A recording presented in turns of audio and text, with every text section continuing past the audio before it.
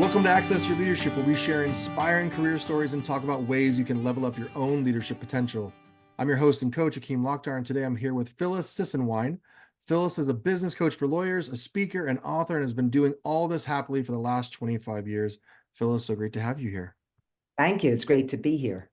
So, as always, I love to start all of these episodes with a leadership win. What's a leadership win for you of self or others that you'd love to share with us today? My latest leadership win is that I was asked to speak at a master class summit for the International Coach Federation South Florida chapter. You had to be a master certified coach. I looked it up and there are 115,000 business coaches. Only 50,000 are certified and only 2,000 are master certified coaches. So it's a unique place to be. And I had to be a master coach to do one of the master class summits. It was a 90-minute presentation on building a coaching practice. I mean, there are a lot of great coaches out there, but they don't know how to build a practice. So my sales background helps me a lot. So I do a lot of business development, whether it's for coaches or lawyers, because of my sales background.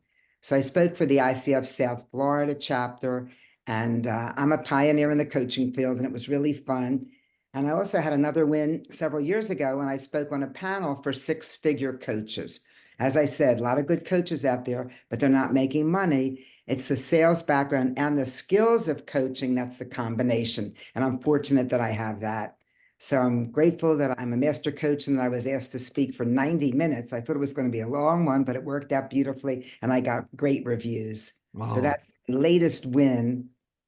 And then with COVID, I kind of withdrew a little bit. And now I'm networking and speaking again and out there. And that's my win now. I didn't realize how much I missed the interaction of people as a speaker or as a networker. I love to be with people. I get energy from other people, as most of us do. And with COVID, I didn't embrace Zoom and I didn't do as much as I could have. And now I am back. Good. The world needs more Phyllis. Thank you. Yeah. And those are great wins. I love that. I think anybody you talk to will tell you, and anyone who's in the coaching world, but business in general, but certainly the coaching world will tell you, we all love the time we spend coaching. The most challenging part is, how do we make this a sustainable business? And I mean, we could have a whole podcast episode just about that alone, but I love the fact that you're taking your master coach status and you're out there sharing your wisdom and sharing your experience of 25 plus years in this industry, but also with all of your sales experience, the business experience as well. I can imagine that being so valuable for anybody who has the privilege to listen to you. Thank you. It really is great to have that background. As I said, there are a lot of good coaches, but they don't know how to get business. So I've been a mentor coach, especially for people who coach lawyers. We have a monthly group and I help them. If they want to get certified, you have to have a master coach to help you. And I've been able to do that. And there's so many people out there who need coaches that I'm from the abundant mentality, never scarcity. So I'm happy to share with any other coaches and happy to refer to other people. It's a big world and everybody needs a coach and there's plenty of people out there. So I always feel like it's abundance. Yeah, it's so true. I know. And as coaches, it may sound like we're just banging the everybody needs a coaching drum. But I mean, I have benefited from coaches well before I was coaching myself. Throughout my career, I know a lot of the most successful people that I've interacted with and worked with or worked for throughout my career have utilized coaching as a way to level up and to identify blind spots and to learn new skills and techniques for either leading themselves or others or their sales or increasing business, all of the above. It's amazing how we can do that. And sometimes I give the example of the Tiger Woods or LeBron James. These are people who are top of their game or experts in what they do. Their coach isn't teaching them how to golf or teaching them how to play basketball, but they're actually identifying areas that they aren't seeing so that they can be the best at their craft, so they can be the best at their game. So Absolutely. having heard that you've got some sales background, knowing that you've been doing this for a long time, but that you had a career even prior to your coaching, can you tell us a little bit about your journey in the earlier years and how that then led you to doing the coaching you've been doing for so long now? Sure. Thanks for asking. I was in sales. I sold office supplies and office furniture, and I loved it. And I was positive, and everybody needed pens and pencils. Why not buy them from me? And if one of the salesmen lost an account, okay, let's have lunch. Who's your next prospect? Always looking ahead and being positive. Well, Staples bought the company that I worked for, and it wasn't fun.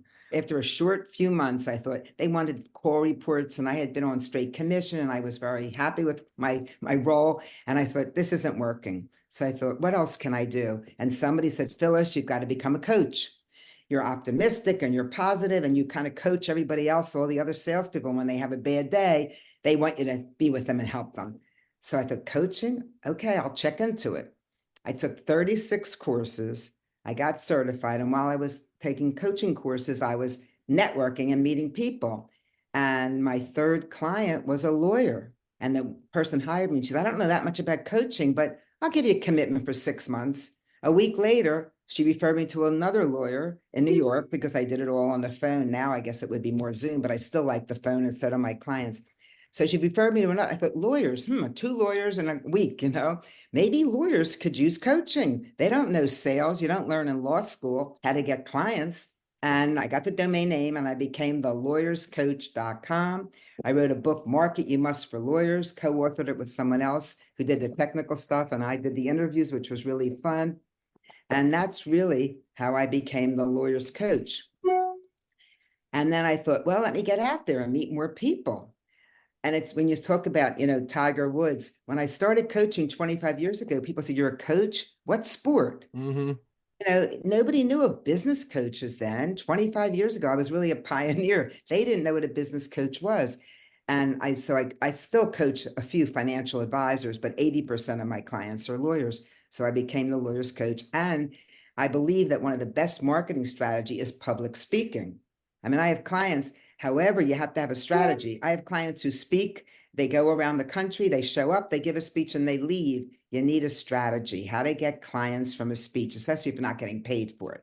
So I started to speak and I had a great strategy. I spoke at bar associations everywhere, and they were so hungry for coaching. The end of 20 people in the room, 10 would hire me because they all wanted to become partner or they wanted to get more billable hours.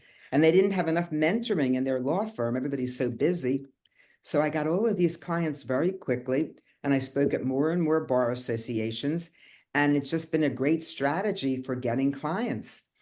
I spoke so much that somebody said, Phyllis, what do you charge to speak? Charge? You want to pay me? Okay. So they started to pay me beautifully. I said, what's your budget? And it was a nice budget. I joined the National Speakers Association and went professional. Did not expect that at all. And the interesting thing was many of the speakers hired me because they didn't have a coach and they needed to add coaching to their toolkit.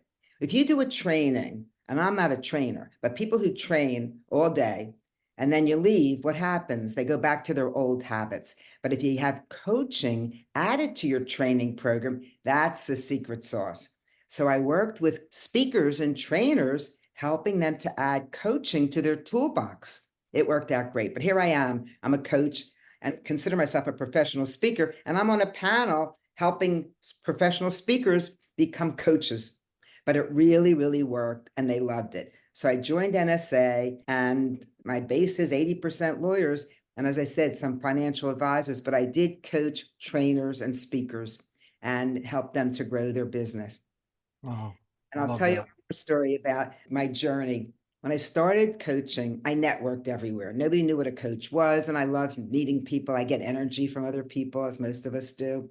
I went to a Chamber of Commerce function and I met a man. He was a publisher of a magazine and I met a lot of people. And I said, nice meeting you. And that was it. A month later, I went back to the same Chamber of Commerce. This man comes up to me. He says, Phyllis, where's your red suit?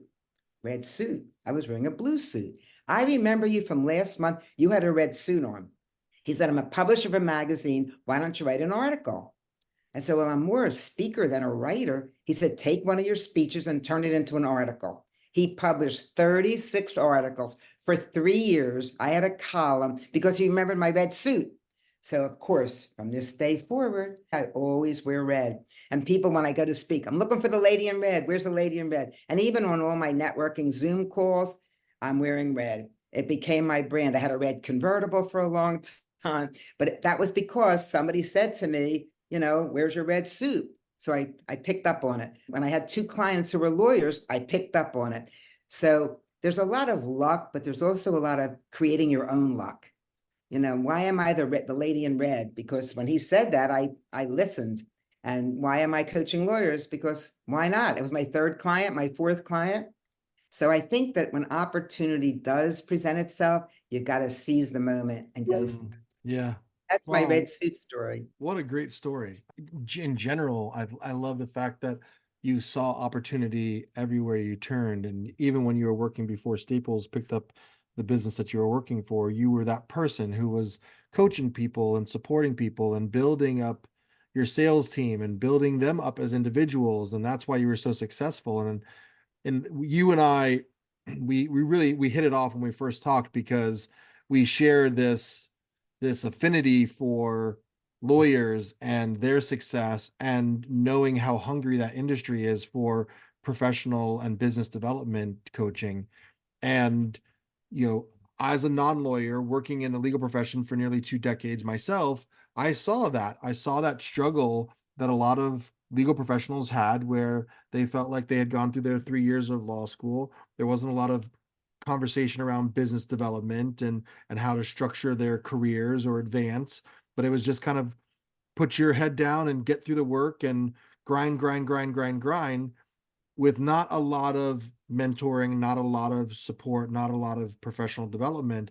So, what did you see in the early clients that you had as a reoccurring theme that you said, "Oh, this is really aligned with my experience and what I can offer them," that you knew would be valuable, for the next 25 years of your I'll coaching? say for the last 25 years, coaching hundreds of lawyers, I'll give you two tips that will help anyone listening, Mm, lawyer or not lawyer. Number one, minimize interruptions. An interruption, if you go to get a cup of coffee, you go to check your email, somebody knocks on your door, you take a phone call, it takes 18 to 20 minutes to get back on track. 18 to 20 minutes. 3 interruptions a day, you've lost an hour. A billable hour is a lot for a lawyer. It's a lot of time for anybody, but especially when they have pressure, billable hour, billable hour. 3 interruptions and they lose 1 hour. And they don't realize it. No, none of us do. You're reading a book, you can't go back to that word. You have to read a page or two ahead of time. So it's 18. Time management experts have shared that it's 18 to 20 minutes. I looked it up recently and they said it's 23 minutes, but I'll stick to the 18 to 20, which is still a lot. mhm, So minimize interruptions. When I have lawyers block out 2 hours and work on your briefs or whatever you're working on, 2 hours, no interruptions, unless it's a real life or death situation. But most of the time we interrupt ourselves. Oh, I'll get a cup of coffee. Oh, maybe I'll check email. Oh, I'll call my friend or whatever it is. We interrupt ourselves. So that's my biggest number one tip and how I help lawyers looking at minimizing interruptions. They gain an hour a day, 5 hours a week. That's a lot of money if you're a mhm, billable hour lawyer. So that's the first thing. I really work with them to minimize interruptions and to be so conscious of every time you stop. The other thing is delegation. Delegate anything. I love to delegate. I mean, I'm a solo business owner. I don't do the billings. I don't do my posts. I delegate. I write my articles. Somebody else sends them out. My newsletter, maybe there's 1,000 subscribers. I don't even know how to do it. And I don't even want to know how to do it. Somebody does all of my technical work, all my social media postings. I write and I speak. I coach, write, and speak. And that's fun for me. So I mm, think anybody, we all have strengths. There's a lot in coaching about looking at your strengths. I know what my strengths are, and I know what the strengths are not. mhm, Right. So I also help lawyers and clients with what are you good at and what are your strengths. And if they're doing administrative tasks or if they're doing tasks that a paralegal could do, delegate. I had a client not that long ago, Philadelphia lawyer from a big firm, and he said, "Oh, it's easier to do it myself. It's easier." And I finally got to him, just think about it, just baby steps, delegate a few things and see what you can do with that time that you've gained. And he finally started to do it. And I got this raving review from him Oh my God, Phyllis, it makes such a difference. I'm delegating more and more ever. So those are the two major things that I have found. Mm. Minimize interruptions and delegate whenever possible. Yeah, I think those are so valuable. I mean, for any leader listening, whether you're a lawyer or not, I think that's such an important thing to be aware of is how you manage your time and then how And we you protect your time by being able to delegate too. I think that's We all that's have so the true. same 24 hours in a day. We all have the same 24 hours in a day. Why are some people billing, 2,500 hours and others are struggling to build 1,800? How you use your time. I also have lots of tips when I speak about having a productive day, a practical day, and a play day. Three P's to the perfect week. And your productive day, you're just knocking out the work. Your practical day, go to lunch, do some administrative things, check your website, whatever, emails, and then your play day, you're recharging your batteries and you're not working. Mm. But those productive days are so important, just nonstop. You don't go to lunch that day. You don't go to a meeting. If you're a member of a Rotary Club or a BNI or any networking group, that's you're not your productive day. That's your practical day. So Mm. once you're going to a meeting, that's the day when you can make a lunch or a breakfast, not your productive in the office day. So if you can do that, have 3 days in your week and really focus on your productive day and not go to lunch and not get interrupted, you'll get so much done. Yeah, it's amazing how much time we can find in our day and we can create for ourselves when we're just being more mindful and aware of it and intentional with what we're doing and how long we're doing it and where in the week we're positioning it. I think that's such a great recommendation. And another thing, I see a lot of people have something they've been procrastinating about. There's a book called Eat the Frog. I have all my clients eating a frog. I get an email. I ate the frog. I ate the frog. You do the most disgusting task first in the morning. Eat the frog. I mean, if I have an article that I have to write or I have a due date for something, and I might say, oh, I've got to do it. You don't stop. It's in your mind until you do it. And it feels so good when you can cross it off your list. So those are called energy drains or tolerations. So I have my clients make a list of anything that's draining you of energy, anything you've been procrastinating about. And then first thing in the morning, eat the frog. And that just helps with our productivity. Mm. Because otherwise, that still is in the back of your mind. I've got to get back to that guy, or I've got to write that article. I have to do this. So there are so many things that a coach can really help Yeah. by being a sounding board. How was your week? What got in the way? Did you accomplish the calls you wanted to make? And when they share with me, they take an action step for the following week or two. So Yeah. that's where the coaching comes in. It gives them accountability, as you know, and Yeah. support. We strategize, but accountability makes such a difference. I have clients say, I knew I was talking to you at 1 o'clock. So at 9:30, I did what I said I was going to do. Yeah. That's when they make their follow-up calls. That's when they do whatever they committed to. It's accountability. It really, really Hmm. helps. And it's a big part of coaching, Right. along with the wisdom that you and I have. But Yeah. just Well, it's the true. And they get to see themselves do that. Yes, they get the satisfaction of, getting the pat on the head from their coach that says, "Okay, you did it because you said you were going to, and now you don't have to explain to me why you didn't." But actually, it's the non-tangible result of having done it when you said you were going to do it, which is really what a lot of people struggle with. I talk a lot about this with clients where, even the example of setting your alarm for, I'm going to get up at 6 o'clock in the morning, I'm going to run. You get up in the morning and the alarm goes off and you hit snooze and you hit snooze and you hit snooze. Well, guess what? You're conditioning your mind to not believe yourself when you say you're going to do things. So the next morning, it's that much easier to hit snooze when the alarm goes off at 6. And when we say that we're going to do something and then we actually execute and do it, yes, our coach is proud of us, but also there's a signaling, a pattern that we're creating then that when we say we're going to do something, we actually do it. It's making a commitment and sticking to it. Yeah, absolutely. I want to go back to also the delegation piece you were talking about, which was, the things that you labeled as strengths, things that you do well. And the thing that I like to add to that too is the things that you love. I mean, I think one of the things that a lot of people struggle with is their relationship to certain aspects of their work or their tasks or their leadership roles is, well, I don't love to do this. Well, then why are you doing that piece of it? Or is there a way that you can delegate that to somebody else who does love to do that or is strong at that? And then as a follow up, it doesn't just end there because I think that there's a part of how are you defining why you like or don't like doing one particular thing? Because when you talk about eating the frog, yes, you have to eat the frog so that you have the freedom and the mindset to then complete many other things in the day for you. Such a great strategy. But also recognizing that that frog is in service of something bigger that you do love. Absolutely. In coaching, there's a lot about strengths. There's strength finders and all kinds of assessment tests. Marcus Buckingham, I believe, at University of Mm, Pennsylvania, did a lot with strengths find, and there's a free test that you can take. But I think most of us know what our strengths are. It's things that we enjoy doing, and the time flies by, and you don't even realize it's 3 hours and I've been doing this. I know I love to speak and I love to coach and I love to network and meet people.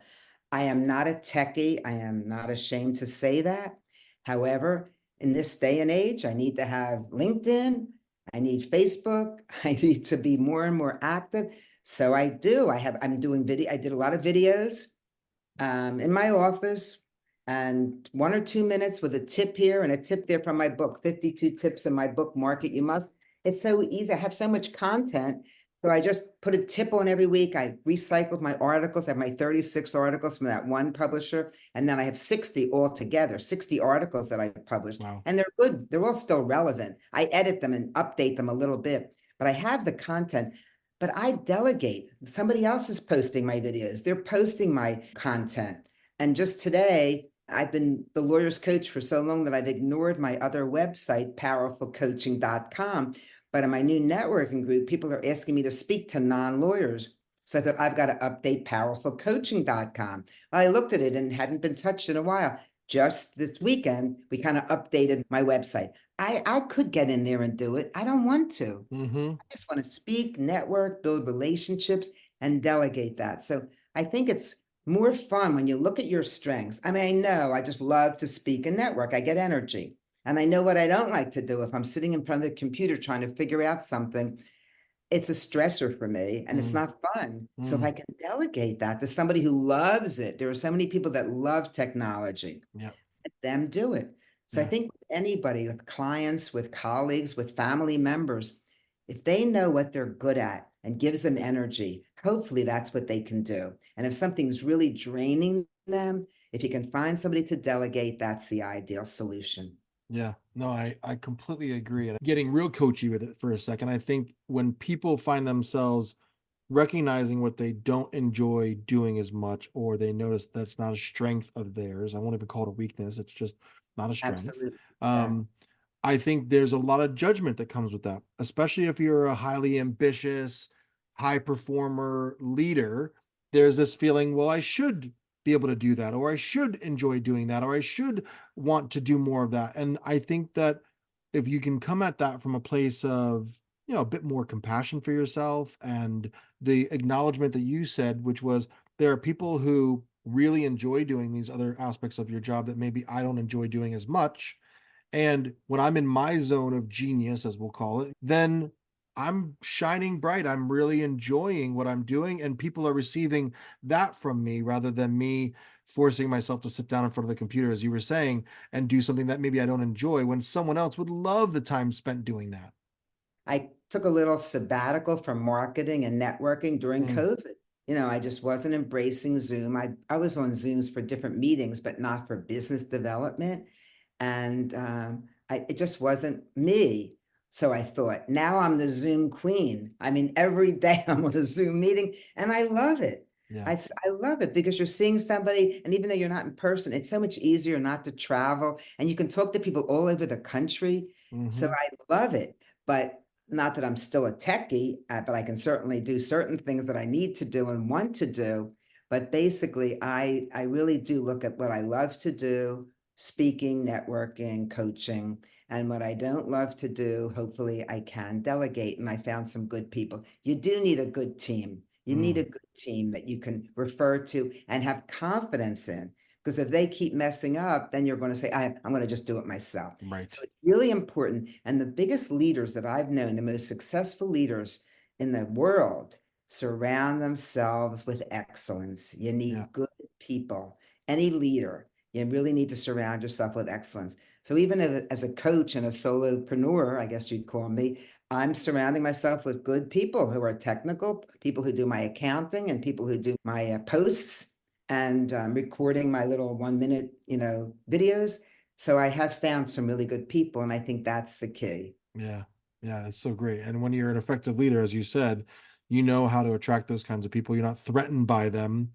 You appreciate their unique talents and skills, and then you realize that they really round out what it is that you are trying to offer the world in whatever business or service, you're in. Um, I'm curious to know more about, if you're willing to share, what you've seen in the time that you've been coaching in terms of people's awareness. You talked about how people were joking when you first started coaching about, well, what kind of sports coaching do you do?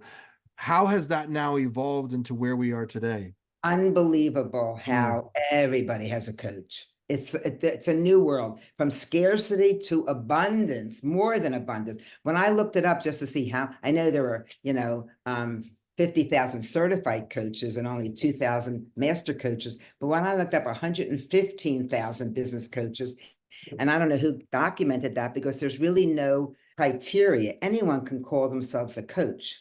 And that's what sets apart the people that have gone to coaching school or have gotten certified. But I mean, I've gone to lunch with people recently from my networking groups. They all have coaches, and they're paying a lot more than I charge. And I've raised my fees since, honestly. I mean, I was astounded by what they're paying for a monthly fee for their coach. hmm. So it's just so commonplace today that everybody has a coach. Most professionals today have a coach.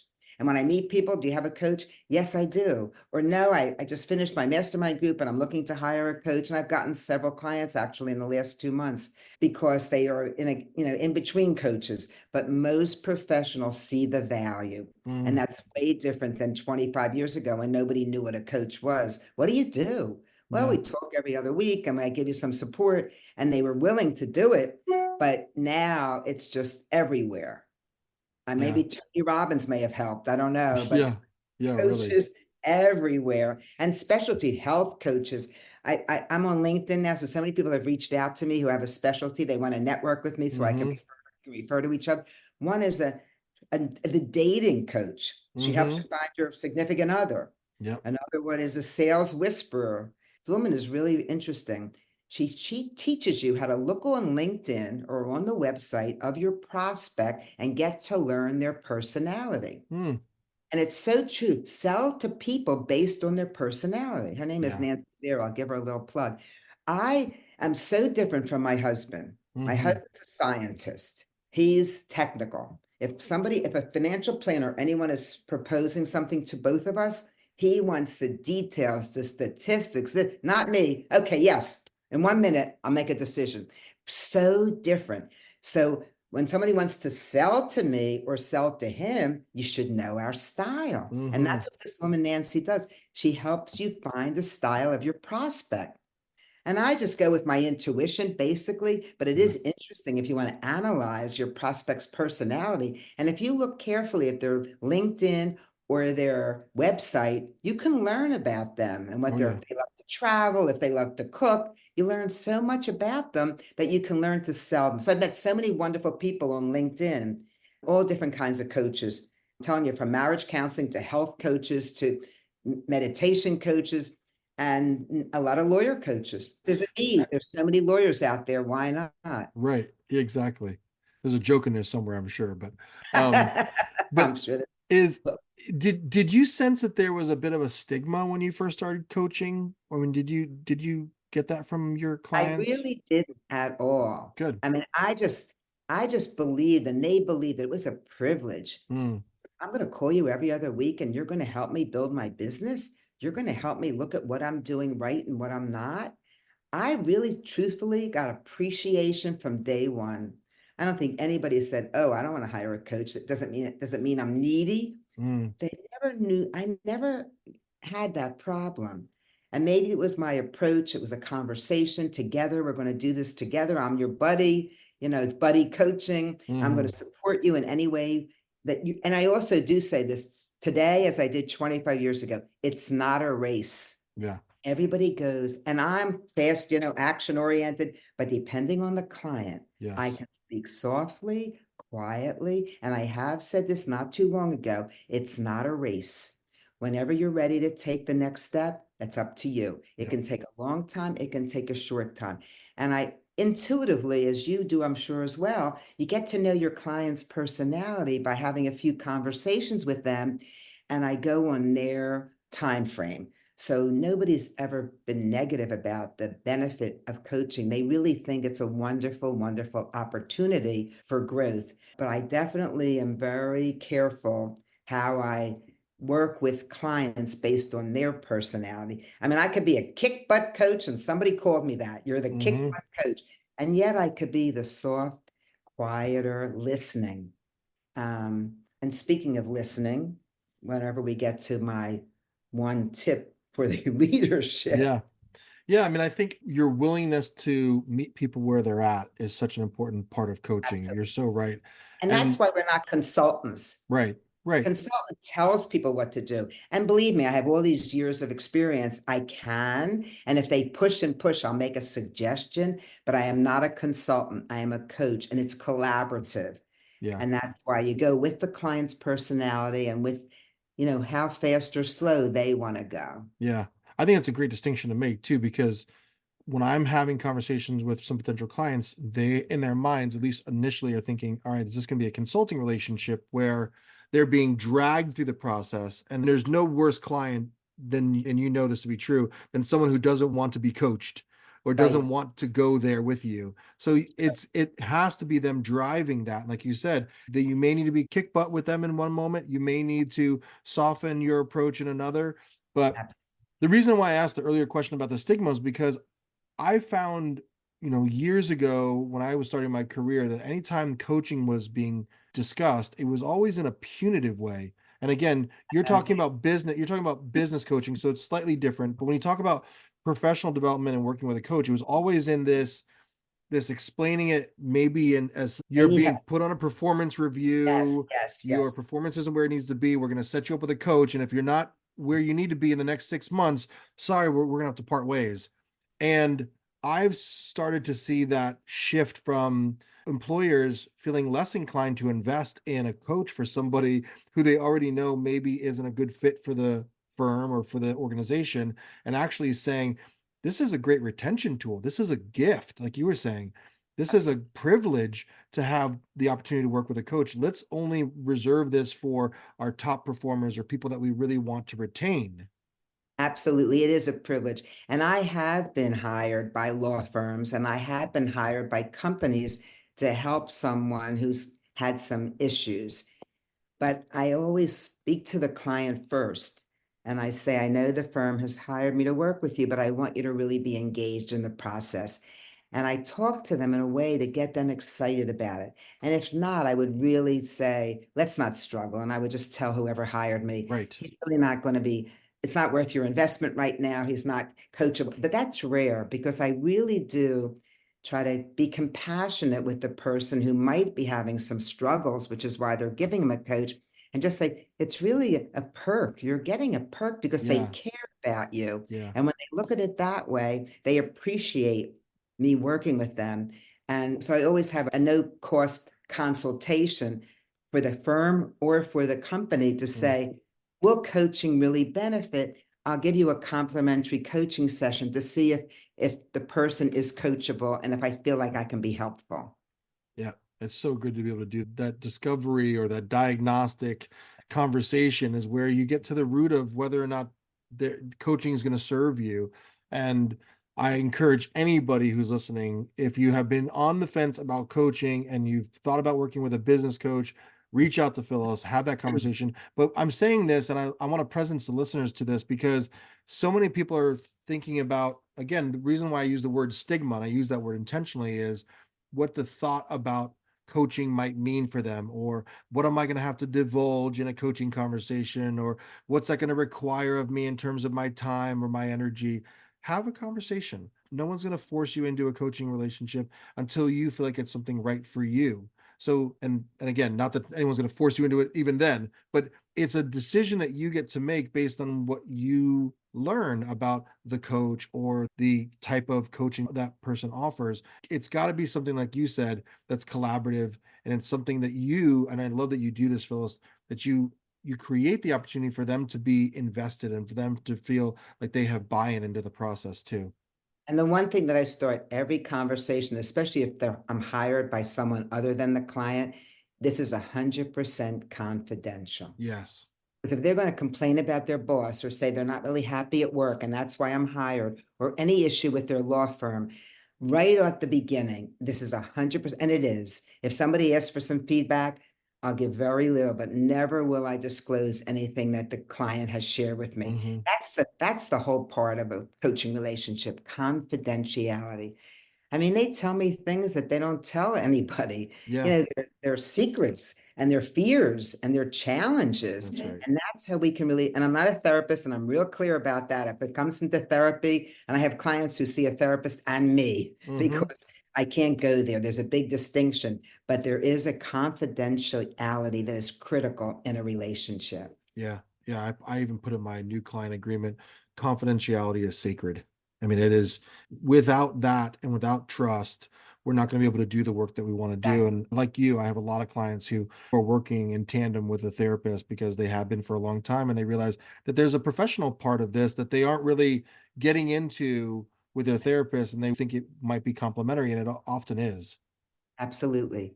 Yeah. Yeah. So being mindful of time, I want to give you the opportunity to share, if you, as you think about listeners who are looking to level up their leadership, they're looking to improve themselves as leader, what's a skill or a characteristic or an attribute of leadership that you think they should really be focused on? Well, to me, the most important thing is integrity. Mm, Integrity, trust, and respect. If you're not trustworthy, if you're not honest with your staff or your colleagues, they're not going to trust you and like you. And they're not going to want to follow you and lead with you. Integrity is key. Trust and respect. That's what you want to share. And obviously, be in integrity.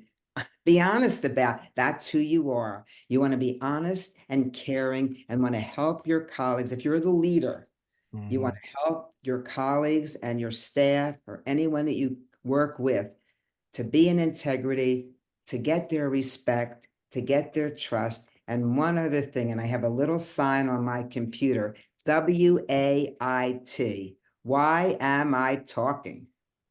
Why am I talking? The best leaders listen.